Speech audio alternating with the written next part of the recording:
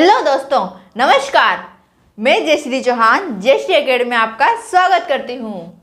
आज हम पढ़ने वाले हैं बायोलॉजी के एक टॉपिक उत्सर्जन तंत्र के बारे में, एक्सक्रिएटरी सिस्टम के बारे में पढ़ने वाले हैं। तो आइए देखते हैं उत्सर्जन तंत्र क्या होता है। उत्सर्जन के बारे में हम जानते हैं। सबसे पहले हम भोजन करते हैं। भोजन करने के बाद हमारा क्या होता है, उस भोजन का पाचन होता है।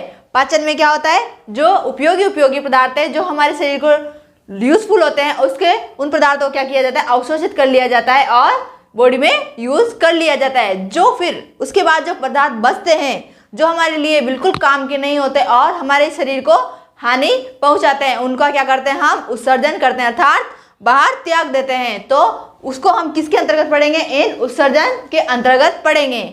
सबसे पहले हम बात करते हैं इस उत्सर्जन को। अब उत्सर्जन में कौन कौन से पदार्थ आएंगे, वो पदार्थ आएंगे जो जिनमें क्या पाया जाएगा, नाइट्रोजन।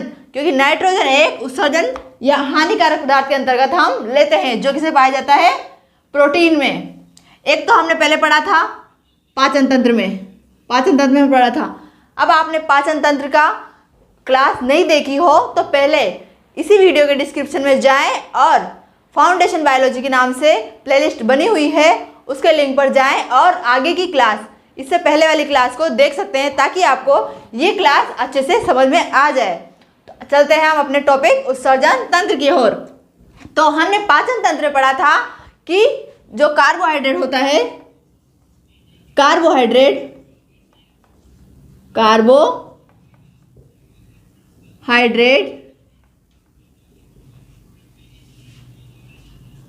वसा और प्रोटीन, इसके पाचन के बारे में पढ़ा था हमने। कार्बोहाइड्रेट, वसा और प्रोटीन के बारे में पढ़ा था। तो कार्बोहाइड्रेट में क्या पाया जाता, कार्बन, हाइड्रोजन और ऑक्सीजन पाया जा रहा था। वसा में भी कार्बन, हाइड्रोजन, ऑक्सीजन पाया जा रहा था। परंतु प्रोटीन में क्या पाया जा रहा था, कार्बन, हाइड्रोजन और ऑक्सीजन। इसके साथ ही एक और तत्व था जो है नाइट्रोजन।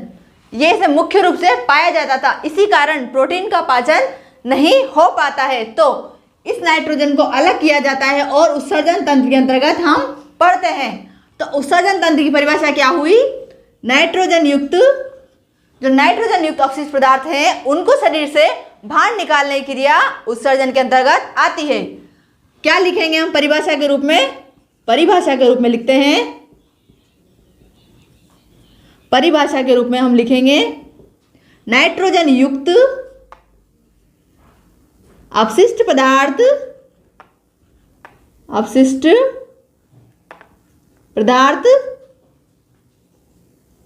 को शरीर से बाहर निकालने की क्रिया को शरीर से बाहर अर्थात सिक्रेशन, निकालने की क्रिया, बाहर निकालने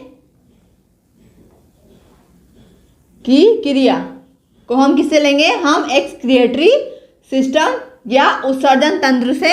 उत्सर्जन तंत्र, हम इस क्रिया को उत्सर्जन तंत्र कहते हैं। अब उत्सर्जन की बात करते हैं तो उत्सर्जन हमारे किस किस अंगों से होता है, या फिर हम जो पहले देख लेते हैं अंगों की, बाद में बात करेंगे। पहले हम देख लेते हैं ये नाइट्रोजन पदार्थ है। इस नाइट्रोजन युक्त या नाइट्रोजन के आधार पर उत्सर्जित पदार्थ है, उनको निम्न भागों में बांटा गया है। कौन कौन से, किसके आधार पर, नाइट्रोजन के आधार पर, मतलब नाइट्रोजन की मात्रा के आधार पर, नाइट्रोजन के आधार पर। इधर देख लेते हैं, नाइट्रोजन के आधार पर कौन कौन से, सबसे पहले अमोनोटेलिक,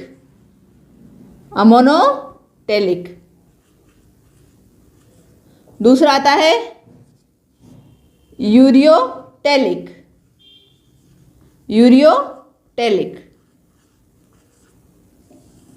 तीसरा यूरिकोटेलिक,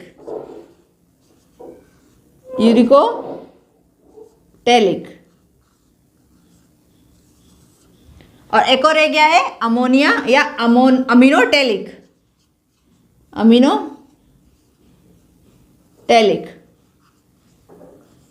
इनमें क्या होता है, इनमें जो ये है, ये जल की मात्रा के आधार पर इन्हें हमने 4 भागों में बांटा है। कैसे, अब जो अमोनोटेलिक होगा वो क्या किस चीज का उत्सर्जन करेगा? अब सब में क्या है, सब में नाइट्रोजन पाया जा रहा है।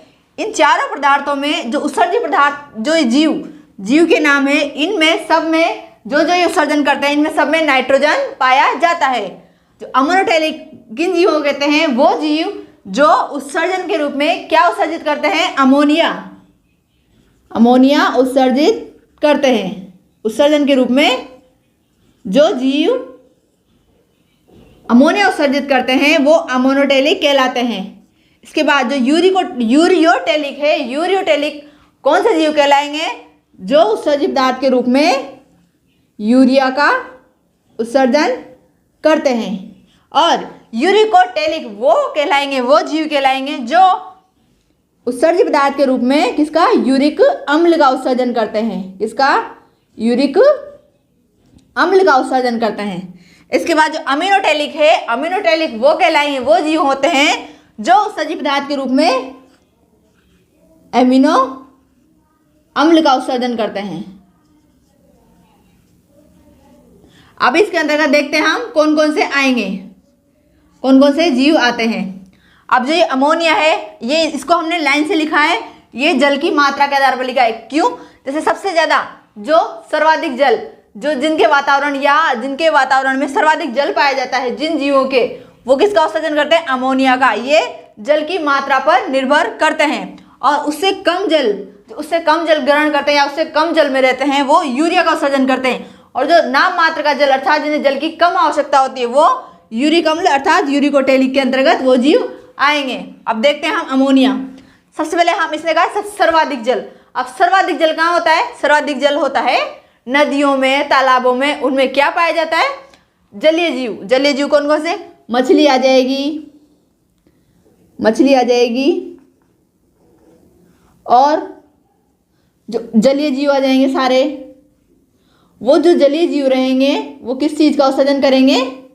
ये अमोनिया का उत्सर्जन करेंगे, क्योंकि इनमें जल की मात्रा ज्यादा होती है। जल की मात्रा के आधार पर ही ये अमोनिया का उत्सर्जन करते हैं, क्योंकि अमोनिया एक बहुत ही विषैला पदार्थ है, इसको वातावरण में नहीं छोड़ सकते। तो इसी कारण ये जल में छोड़ा जाता है। तो जल में जो रहेंगे वही तो छोड़ेंगे ना। तो जल में मछली रहती है, जलीय जीव रहते हैं। इसके बाद हम बात कर लेते हैं, एक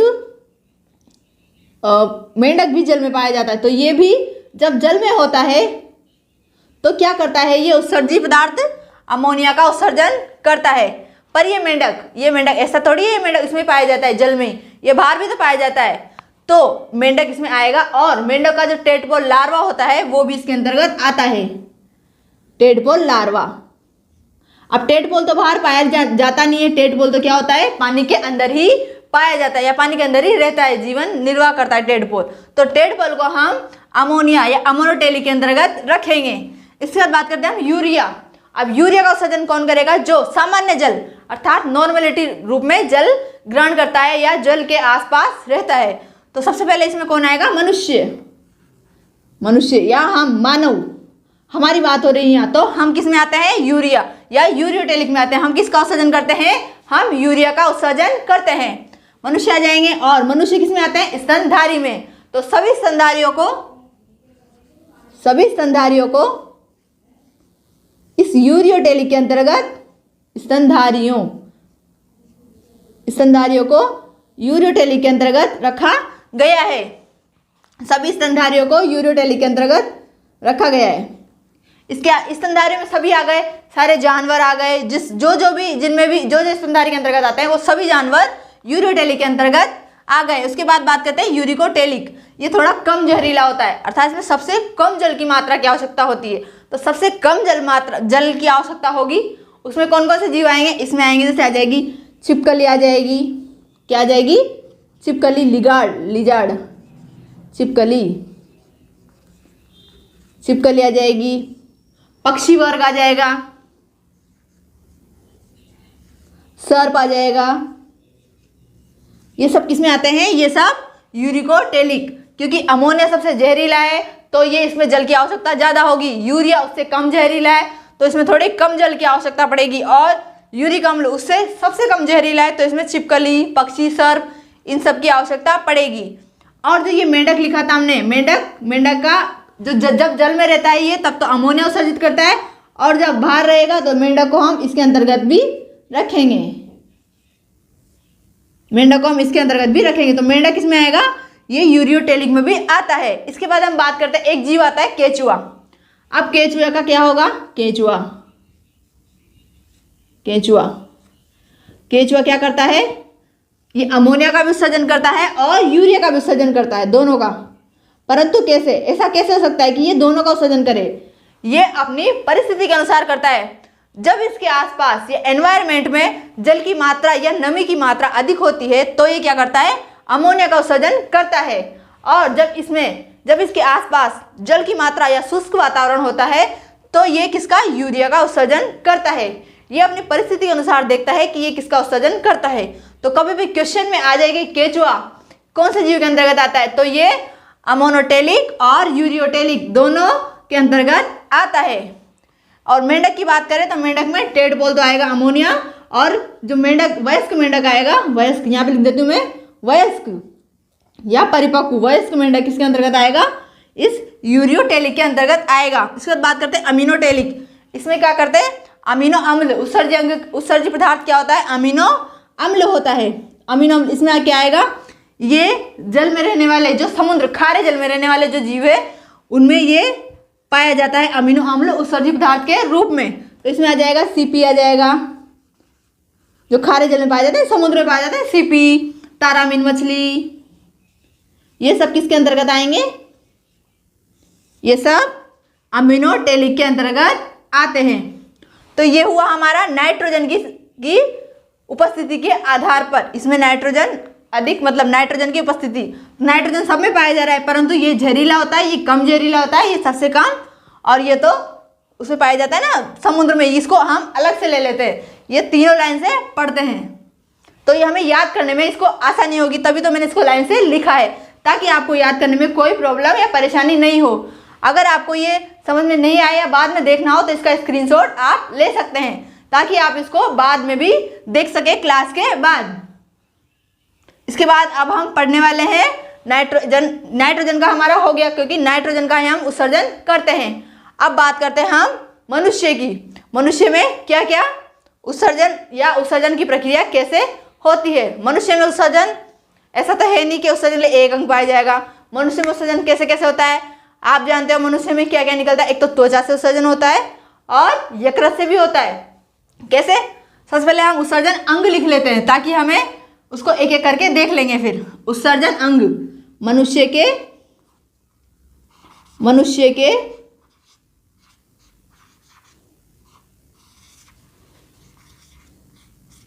उत्सर्जन अंग,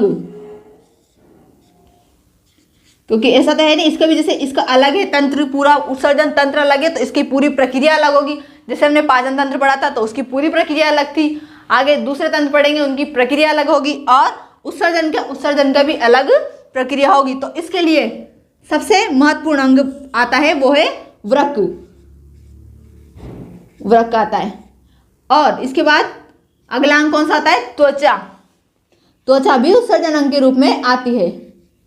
और यकृत, प्लीहा, आंत। अब इनको देखते हैं ये कैसे कैसे उत्सर्जन करती है। अब वृक्क को तो हम डिटेल से या चित्र के माध्यम से देखेंगे। तो अब बात करते हैं हम त्वचा की। त्वचा, जिस वृक्क को देखने के लिए वृक्क को हम चित्र के माध्यम से डिटेल से देखेंगे, इसीलिए तो कहती हूँ ये क्लास आपके लिए बहुत इंपॉर्टेंट होने वाली है। अगर आप इस चैनल पर नए हो तो चैनल को सब्सक्राइब कर दे, ताकि आपको ये आगे आने वाली और भी वीडियो मिले, अच्छी वीडियो मिले, और मैं अच्छे कंटेंट आपके लिए लाती रहूंगी। अब चलते हैं हमारे टॉपिक की ओर। बात करते हैं हम त्वचा की। त्वचा क्या है? हमारे शरीर का सबसे बड़ा अंग है। जब भी क्वेश्चन आ जाता है कि हमारे शरीर का सबसे बड़ा अंग, तो हम किसको लिखेंगे? त्वचा को लिखते हैं। त्वचा क्या करती है? त्वचा में 2 ग्रंथियां पाई जाती है। कौन कौन सी? एक तो पाई जाती है स्वेद, 2 ग्रंथियां पाई जाती है। कौन कौन सी? स्वेद और तेलीय ग्रंथियां, 2 ग्रंथियां पाई जाती है। अब आपने देखा होगा एक ग्रंथि या ग्लैंड, श्वेत ग्रंथि और तेलीय ग्रंथि, 2 प्रकार की ग्रंथि हमारी त्वचा में पाई जाती है। श्वेत ग्रंथि क्या करती है? श्वेत ग्रंथि पसीने का स्रावन करती है। पसीने के रूप में हमारे जो कार्बनिक पदार्थ है, हानिकारक कार्बनिक पदार्थ, वो हमारी बॉडी से बाहर रिलीज हो जाते हैं। और जो तेलीय ग्रंथियां होगी, कभी कभी आपने अपनी त्वचा को देखा होगा, त्वचा कभी कभी तेलीय हो जाती है, चिकनी चिकनी सी, अपने आप चिकनी चिकनी हो जाती है। वो क्यों हो जाती है? क्योंकि हमारी त्वचा तेलीय ग्रंथियों के माध्यम से हमारे शरीर में जो हानिकारक पदार्थ हैं, चिकने पदार्थ है, वसा या फिर चिकने पदार्थ के रूप में हम जो भी चिकने पदार्थ के अंतर्गत आते हैं उनका उत्सर्जन करती है। तो ये श्वेत ग्रंथियां पसीने का, और ये तेलीय ग्रंथियां जो कार्बनिक पदार्थ, हानिकारक कार्बनिक पदार्थ है, उनका उत्सर्जन करती है। और इस चीज को तो हम जनरली महसूस भी कर सकते हैं, क्योंकि ये क्या है? बाह्य अंग आ जाता है। बाकी हम वृक्क को तो देख नहीं सकते, क्योंकि हम वृक्क क्या होता है? हमारे शरीर के अंदर पाया जाता है। और ये जितने भी अंग हैं ये भी हमारे शरीर के अंदर पाए जाते हैं। परंतु हम त्वचा को तो महसूस भी कर सकते हैं और देख भी सकते हैं कि किस प्रकार ये उत्सर्जन करती है। क्योंकि गर्मियों में क्या होता है? हमें पसीना आता है ना, तो पसीने के साथ जो हमारे हानिकारक पदार्थ हैं उनको बाहर निकाल देती है। इसीलिए पसीना आना बहुत जरूरी होता है, क्योंकि जिस व्यक्ति को पसीना नहीं आता है वो बीमार ज़्यादा पड़ता है। क्योंकि उसका क्या होता है? हानिकारक पदार्थ उत्सर्जित होते ही नहीं है। तो हानिकारक पदार्थ अगर उत्सर्जित नहीं होंगे तो क्या होगा? हमारी बॉडी में वो जमा हो जाएंगे और हमें नुकसान पहुंचाते हैं, और इसी कारण क्या होता है? हम बीमार पड़ जाते हैं। इसके बाद हम बात करते हैं हम यकृत की। यकृत कहाँ होता है? यकृत हमने पाचन तंत्र में पढ़ा था कि यकृत हमारे जो उदर गुहा है उसके डायफ्राम के नीचे पाया जाता है। डायफ्राम के नीचे पाया जाता है यकृत। यकृत क्या करता है? यकृत हमारा उत्सर्जी अंग के रूप में आता है। हम इसको उत्सर्जी अंग के रूप में क्यों लेते हैं? इसमें क्या पाया जाता है? अमोनिया। अमोनिया पाया जाता है। अमोनिया को ये यकृत क्या करता है? यूरिया में परिवर्तित कर देता है। कभी भी क्वेश्चन आ जाता है पेपर में और पूछा जाता है कि यूरिया का उत्सर्जन या यूरिया कहाँ बनता है? सबसे इंपॉर्टेंट क्वेश्चन, इसको तो लिख लेना। यूरिया कहाँ बनता है? क्वेश्चन, यूरिया मानव के शरीर के कौन से अंग में बनता है, या मानव में कहाँ बनता है? मानव में कहाँ बनता है? आपको कंफ्यूज करने के लिए क्वेश्चन में देगा, यकृत भी देगा, प्लीहा भी देगा और आंत भी देगा। अब आप सोच में पड़ जाओगे कि अमोनिया, अमोनिया तो क्योंकि नाइट्रोजन तो सब में पाया जाता है, तो परंतु इसका आंसर हमें क्या लगाना है? इसके आंसर के रूप में हमें यकृत लगाना है। अब ये यकृत क्या करता है? जो हमारे शरीर का या हमारी बॉडी में जो अमोनिया हम ग्रहण करते हैं या अमोनिया पदार्थ के रूप में, कार्बनिक पदार्थ के रूप में आता है, उस अमोनिया को ये यूरिया में परिवर्तित करता है। किसको? अमोनिया को परिवर्तित करता है यूरिया में, और रक्त के माध्यम से किसमें भेज देता है? जो वृक्क होते हैं, हमारी जो किडनी होती है, उसमें भेज देता है। तो ये हमारा उत्सर्जी अंग के रूप में होता है। उसके बाद प्लीहा। प्लीहा क्या करता है? प्लीहा भी उत्सर्जी अंग के रूप में काम आता है। प्लीहा क्या करता है? उत्सर्जी अंग के रूप में। जो ये यूरिया होता है, जो रक्त होता है, रक्त में जो उत्सर्जी पदार्थ, रक्त में जो हानिकारक पदार्थ होते हैं, उसको ये क्या करता है? बाहर निकालने का या उत्सर्जन करने का काम करता है। क्योंकि हम प्लीहा को क्या लेते हैं? जो हमारी मृत सेल्स होती है, रक्त की जो सेल होती है, जो टूट फूट जाती है, उन कोशिकाओं को ये क्या करता है? स्टोर करता है और उत्सर्जन करता है। प्लीहा को नाम से जानते हैं किसके? प्लीहा को मृत कोशिकाओं का ब्लड बैंक, या मृत कोशिकाएं कहाँ इकट्ठी होती है? मृत सेल, जो रक्त की मृत सेल होती है या आरबीसी की मृत सेल होती है, आरबीसी की मृत सेल होती है, मृत सेल प्लीहा में इकट्ठी हो जाती है। प्लीहा में संग्रहित या इकट्ठी हो जाती है, प्लीहा में संग्रहित या स्टोर हो जाती है। तो ये क्या करती है? हो जाती है। ये क्या करती है? ये जो प्लीहा है, प्लीहा इन जो सेल्स होता है, इनका क्या करता है? उत्सर्जन करने का काम करता है। उसके बाद बात करते हैं हम आंत की। आंत क्या करता है? आंत जो हमारे भोजन का पाचन होता है, पाचन करने के बाद जो भोजन बचता है उसमें से अवशोषण करने का काम करता है। हमने पाचन तंत्र में पढ़ा था कि आंत किस प्रकार भोजन का पाचन करता है और अवशोषण करता है। तो बड़ी आंत में अवशोषण होने के बाद जो अपशिष्ट पदार्थ बचता है, जो हमारे अपशिष्ट पदार्थ बचता है वो कहाँ जाते हैं, वो मल में जाते हैं या गुदा के माध्यम से मल द्वार में होते हुए बाहर विसर्जित हो जाते हैं। तो इसमें ये गुदा किसका भाग है, ये आंत का भाग है, तो हम इसको आंत को उत्सर्जी अंग के रूप में लेते हैं।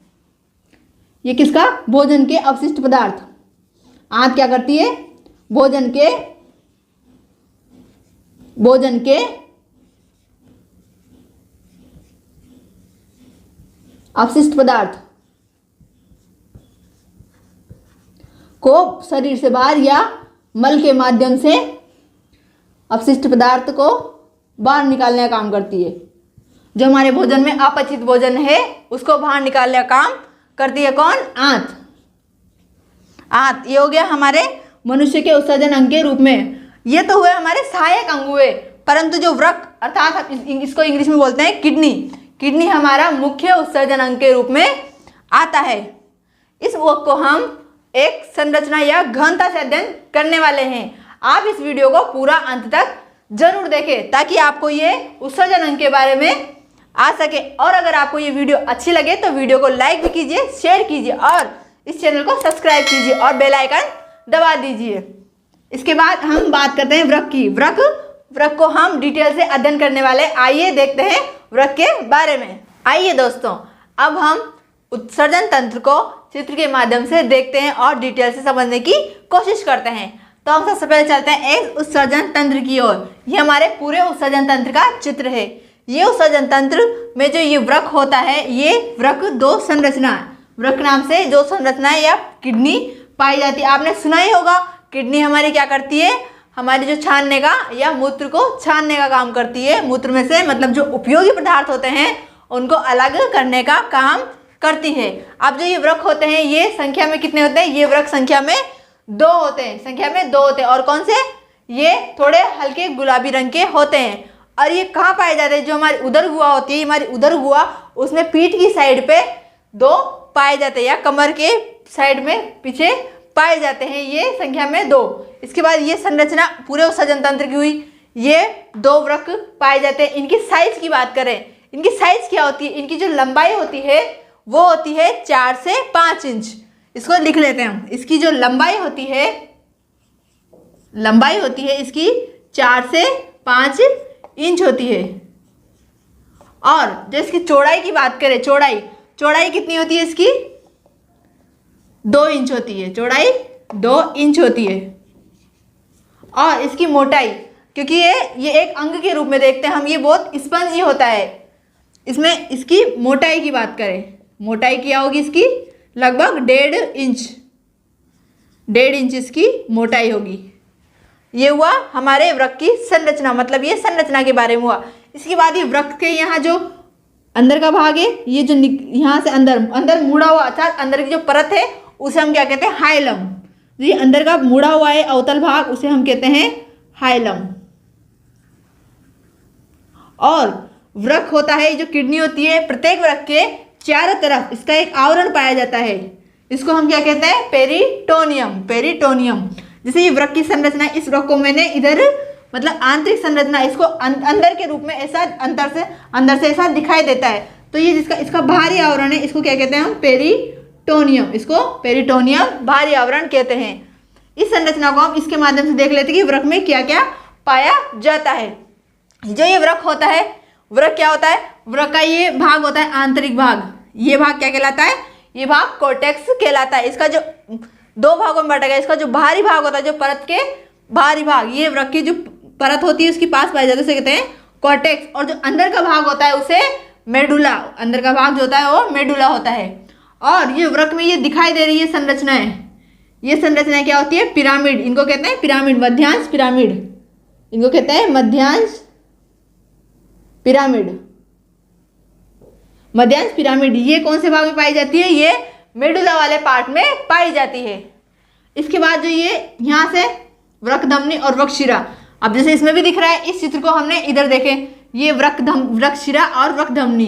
इसमें से क्या होता है, अशुद्ध रक्त जो फेफड़ों के माध्यम से आता है ना, कुछ रक्त में बच जाती है, अशुद्धियाँ बच जाती है ना, तो वो यहाँ रक्त आता है धमनी से और शिरा से अशुद्ध आता है और धमनी से वापस शुद्ध होके जो बचता है, इसमें क्षमता है ना, उपयोगी पदार्थ, शुद्ध पदार्थ इसमें वापस छन के वापस बॉडी में या वापस रक्त के माध्यम से बॉडी में चले जाते हैं। तो ये धमनी के माध्यम से वापस चले जाते हैं और शिरा में अशुद्ध आता है, क्योंकि वैसे तो अशुद्धियाँ वहाँ भी छन जाती है, फेफड़ों के माध्यम से भी छन जाती है, हृदय में हो जाता है, सब में, पर फिर भी कुछ अशुद्धियाँ बच जाती है तो ये किडनी के माध्यम से भी छनती है और अवशोषित होती है। इसके बाद यहाँ बात करते हैं, ये जो वृक्क होता है वो कहाँ खुलता है? मूत्र वाहिनी में। दो मूत्र नलिका या मूत्र वाहिनियाँ पाई जाती है, इन्हें यूरेटर, मूत्रवाहिनी क्या? यूरेटर आगे जाकर किस में खुलते हैं? मूत्राशय में खुलता है, यूरिनरी ब्लैडर में खुलता है, जो मूत्राशय होता है। इस मूत्र में मूत्र की अधिकतम मात्रा होने पर तो ये सेंसर जो हमारे बॉडी के हार्मोन हैं वो हार्मोन सिक्रेशन होते हैं, और मूत्राशय में जो ये मूत्राशय होता है इसकी सीमित मात्रा भरने पर मूत्रमार्ग को आदेश दिया जाता है कि इस मूत्र को त्याग दिया जाए। तो फिर क्या होता है? हमें बाहर मूत्र को त्यागना पड़ता है। जब ये थैली या एक थैली समान संरचना होती है, जब ये भर जाती है तब। अब क्या होता है? जो मूत्र की मात्रा की बात करते हैं, एक व्यक्ति एक दिन में या 24 घंटे में लगभग कितना? 1 से 1.5 लीटर। 24 घंटे में एक व्यक्ति 1 से 2 लीटर मूत्र बनाता है या मूत्र बनता है। एक व्यक्ति में 24 घंटे में कितना? 1 से 2 लीटर मूत्र बनता है। अब ये मूत्र बनता है तो क्या होगा? यहाँ मूत्राशय में इकट्ठा हो जाता है, और जब ये मूत्राशय की थैली भर जाती है तो हमारे हार्मोन सिक्रेशन होके मूत्रमार्ग को आदेश देते हैं कि इसको बाहर उत्सर्जित कर दिया जाए।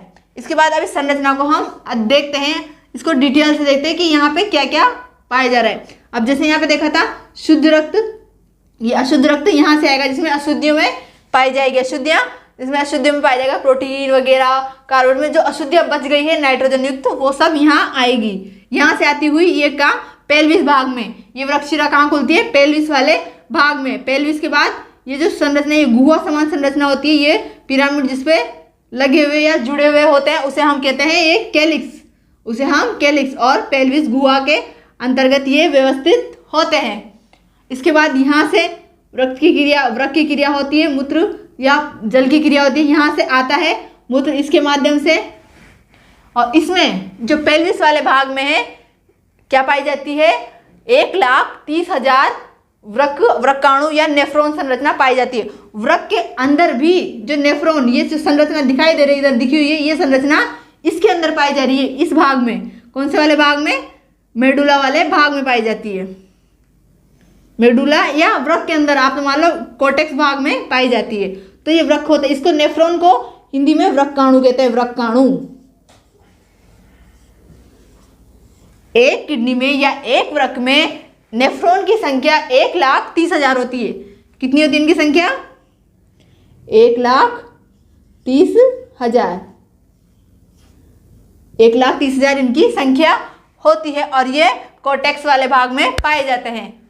तो अब इनसे मूत्र को जो छानने की क्रिया होती है, जो जल से अवशोषित या रक्त से जो उपयोगी पदार्थ होते हैं या अनुपयोगी पदार्थों को अलग अलग करने की क्रिया यहाँ संपन्न होती है। इसमें क्या होता है?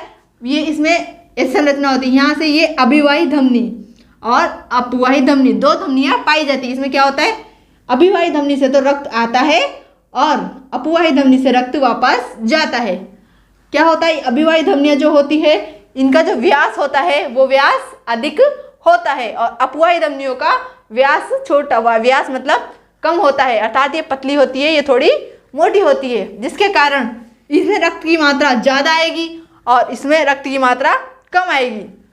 अब जब रक्त लेने वाली की मात्रा अधिक होगी, मतलब रक्त ज़्यादा आएगा इस संरचना में और रक्त निकलेगा कम, तो क्या होगा? यहाँ पे दाब बढ़ेगा, इस धमनियों में दाब बढ़ेगा। दाब बढ़ने पर ये रक्त आगे खिसकेगा, आगे कहाँ जाएगा? ग्लोमेरुलस या कोशिका गुच्छ में जाएगा। इस संरचना को हम, बाहर वाली संरचना को तो हम कहते हैं बोमन संपुट, और बोमन संपुट के अंदर जो कोशिका ये गुच्छ समान संरचना दिखाई दे रही है, इसको हम क्या कहते हैं? ग्लोमेरुलस कहते हैं, इसको हम ग्लोमेरुलस कहते हैं। इसमें क्या होता है? जो यहाँ से रक्त दाब बढ़ेगा। अब आपने देखा होगा कोई भी चीज़ ले लो, स्पंजी चीज़ जो सोखती है चीज़ों को, तो उसको दबाने पर उसमें दाब बढ़ेगा तो क्या होगा, उसमें से पानी या जो जिसको भी उस चीज़ को सोखती है पानी को वो बाहर निकलेगा। जैसे कि आप देख ही लो किसी भी पानी को अवशोषित करने वाली स्पंजी, आपने देखा होगा वो हम बर्तन साफ करते हैं उसका वो आता है ना सोप साफ करने का वो ब्रश। अब उस ब्रश को देखो, अब उस ब्रश में क्या होता है, उसमें अवशोषित करने की क्षमता होती है। जब भी उसको दबाया जाता है, उसको दाब दिया जाता है तो उसमें से पानी निकलता है ना। उसी प्रकार जैसे इसमें नलियों में दाब बढ़ेगा तो क्या होगा, दाब बढ़ने पर उसमें से जो बाहर जल होगा अनुपयोगी वो निकलेगा और निकल के कहाँ जाएगा, इस ग्लोमेरुलस में जाएगा। ग्लोमेरुलस से यहाँ पे एक कुंडलित नलिका, बहुत ही कुंडलित नलिका निकलती है। ये कुंडलित नलिका कौन से भाग में पाई जाती है, ये भी कोर्टेक्स वाले भाग में पाई जाती है। इसका नाम है समीपस्थ कुंडलित नलिका। अब जो शुद्ध होता है वो शुद्ध होके यहाँ शुद्ध तो वापस ऐसा इसमें होता है जैसे इसमें आया, इसको पता नहीं होता, अभिवाही धमनी होती है, रक्त के माध्यम से सभी पदार्थों को लाती है। इसमें से क्या होगा, शुद्ध शुद्ध अलग हो जाएगा और अशुद्ध अलग हो जाएगा। ये प्रक्रिया कहाँ होती है, कोशिका गुच्छ में। अब जैसे शुद्ध में कौन, शुद्ध में तो जल आ जाएगा, प्रोटीन कार्बोहाइड्रेट विटामिन आ जाएंगे, और अशुद्ध में यूरिया आ जाएगा, खनिज लवण आ जाएंगे, बाकी सब पदार्थ आ जाएंगे। तो ये खनिज लवण और पदार्थ ये कहाँ जाते हैं, ये अपवाही धमनी में। खनिज लवण जो यूरिया वो पदार्थ होते हैं वो तो चले जाते हैं समीपस्थ कुंडलित नलिका में, और जो उपयोगी पदार्थ होते हैं वो अपवाही धमनी के माध्यम से वापस रक्त में जाते हुए वापस बॉडी में चले जाते हैं। अब ये अनुपयोगी पदार्थ है यूरिया, यूरिया यहाँ से कहाँ गया, ये समीपस्थ कुंडलित नलिका में गया। समीपस्थ कुंडलित नलिका में होता हुआ ये हेनले का रूप, यू आकार की एक संरचना पाई जाती है। हेनले का रूप किसमें पाया जाता है, ये मेडुला में पाया जाता है। ये संरचना, इसकी पूरी संरचना ये जो होती है ये ऊपर की, मतलब जैसे ये ग्लोमेरुलस, समीपस्थ कुंडलित नलिका और ये दूरस्थ कुंडलित नलिका, ये तीनों तो किसे पाई जाती है, कोर्टेक्स वाले भाग में पाई जाती है। और जो ये हेनले का रूप है वो मेडुला वाले भाग में पाया जाता है। अब अपशिष्ट पदार्थ, अर्थात अपशिष्ट पदार्थ को हम क्या बोलेंगे, मूत्र बोल सकते हैं हम यहाँ पे इसको मूत्र। तो मूत्र कहाँ होता हुआ, यहाँ हेनले के रूप में होता हुआ इस दूरस्थ कुंडलित नलिका में जाता है, और दूरस्थ कुंडलित नलिका में से कहाँ जाता है, ये संग्रहण नलिका में। इस पूरी प्रक्रिया को, मतलब हम ये छानने की जो प्रक्रिया है उसमें से अपशिष्ट पदार्थों को छानने की प्रक्रिया और उपयोगी पदार्थों को छानने की प्रक्रिया को हम क्या कहते हैं, डायलिसिस। क्या कहते हैं, डायलिसिस कहते हैं, डायलिसिस। इस छानने की प्रक्रिया को हम कहते हैं डायलिसिस।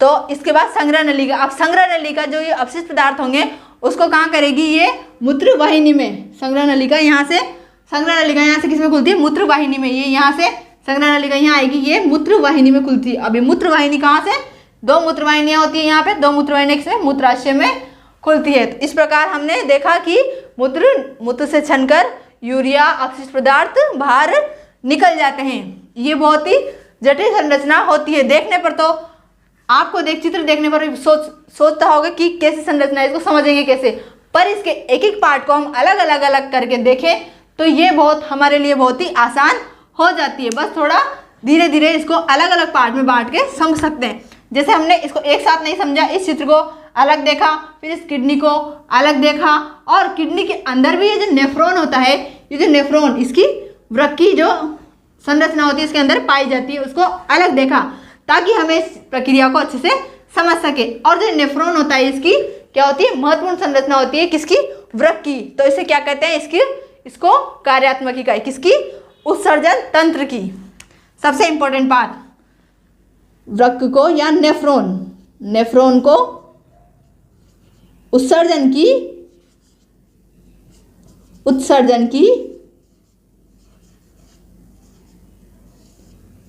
कार्यात्मक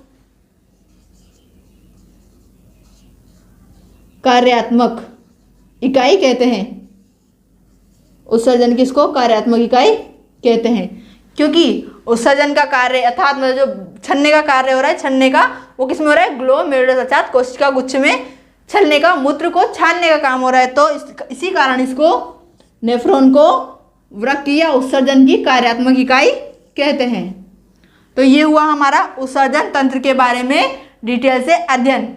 आपको इस बारे में अगर कोई भी ऑब्जेक्शन हो या कोई भी क्वेश्चन मन में आता हो तो कमेंट सेक्शन में मेरे से बात कर सकते हैं या पूछ सकते हैं। हमने उत्सर्जन तंत्र को डिटेल से अध्ययन कर लिया है। इसके बाद हम बात करते हैं मूत्र की। जो ये मूत्र यहाँ पे बना था, इस मूत्र की डेफिनेशन, मतलब मूत्र को हम पहचानने की, मूत्र की विशेषताओं के बारे में हम बात कर लेते हैं। क्या क्या विशेषता है? मूत्र एक तो कैसा होता है? मूत्र पीला होता है, पीला रंग का होता है, मूत्र पीला होता है। ये पीला किस कारण होता है? ये पीला एक वर्ण के कारण होता है। पेपर में क्वेश्चन पूछ लिया जाता है कि मूत्र का पीला रंग किस कारण होता है, तो हमें लगाना है यूरोक्रोम वर्ण के कारण होता है। किसके कारण? यूरोक्रोम वर्ण के कारण। यूरोक्रोम वर्ण के कारण मूत्र का रंग पीला होता है। और इसकी मूत्र की जो पीएच होती है वो कितनी होती है? मूत्र की पीएच होती है